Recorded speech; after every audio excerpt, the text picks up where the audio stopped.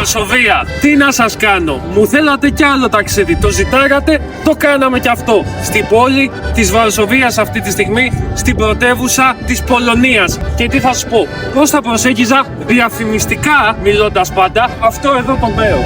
Αν έπαιρνα ένα από τα μαγαζιά τα οποία υπάρχουν στην κεντρική εδώ πλατεία της Βαρσοβίας, όπως βλέπετε εδώ έχει πολλά, θα δείχνα πολύ συγκεκριμένα πράγματα. Το προϊόν, πού καινοτομεί, πού διαφοροποιείται η κάθε επιχείρηση, γιατί να την επιλέξουνε, το κεντρικό σημείο το οποίο βρίσκεται. Άρα, τι θα έκανα, θα ήμουν συγκεκριμένος σε αυτό το οποίο θα έδειχνα και θα έλεγα. Και πολύ συγκεκριμένος θέλω να είμαι προς εσάς. Να ταξιδεύετε. Γιατί τα χρήματα τα οποία δίνετε για ταξίδια είναι μια υπερεπένδυση, όχι απλώς επένδυση, στον εαυτό σας και στις στιγμές και στις εμπειρίες που δημιουργείτε με τους αγαπημένους σας ανθρώπους. Όσα χρήματα έχω δαπανίσει σε ταξίδια, να σας πω κάτι.